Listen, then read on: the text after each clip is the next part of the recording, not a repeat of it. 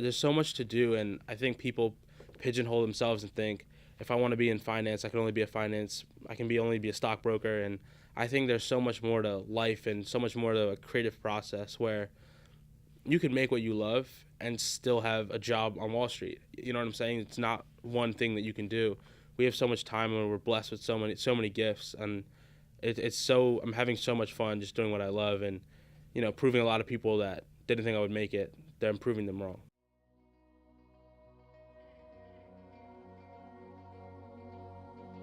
My name is Daniel Reggie. I'm 19 years old and I'm the founder and creative director of Canberra Collective. Canberra is a brand I started my freshman year of college. I was in the fall semester, and I had previous history of designing shirts. I did it for my school. I started a clothing line when I was 16 with a few of my friends, and we had great success with it. I get inspired by a lot of things. There's a lot of music, art, pretty much anything in culture. I love absorbing a lot of new culture. I love fashion. That's probably the foremost thing. I love fashion, streetwear, high-end stuff, a little bit of everything, and I try to incorporate a lot of my favorite designers just the way they are. A lot of elements that I see in high-end fashion I want to bring to lower, like what I'm doing, which is more just regular streetwear, not trying to do anything really fancy, but I like bringing elements of Tom Ford, Marc Jacobs. They all have these really cool design elements, and I want to bring that to an affordable streetwear area. I have a lot of friends that like to surf a lot, that play soccer, that are just out there doing what they love, and that's pretty much my entire audience.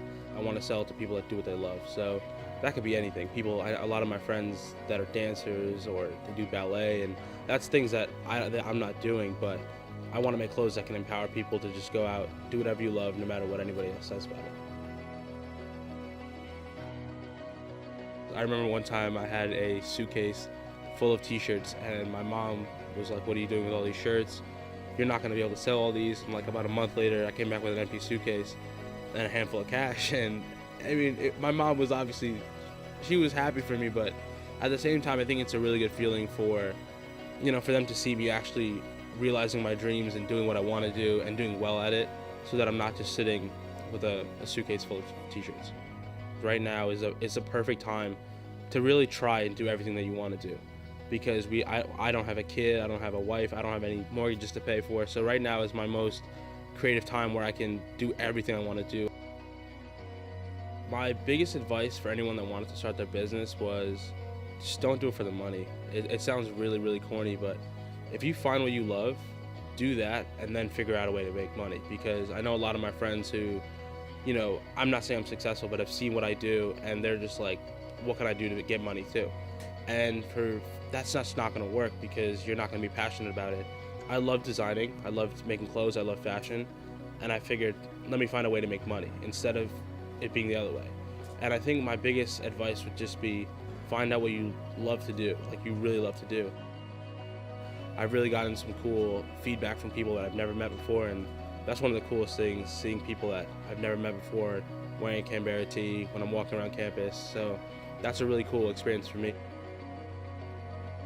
Some of the hard times that I faced were getting feedback from people, and a lot of the times I would ask my friends, do you like this t-shirt, do you like this hoodie? And they would all say yes, and I would make 50 hoodies, and then when I put them out for sale, no one would buy them.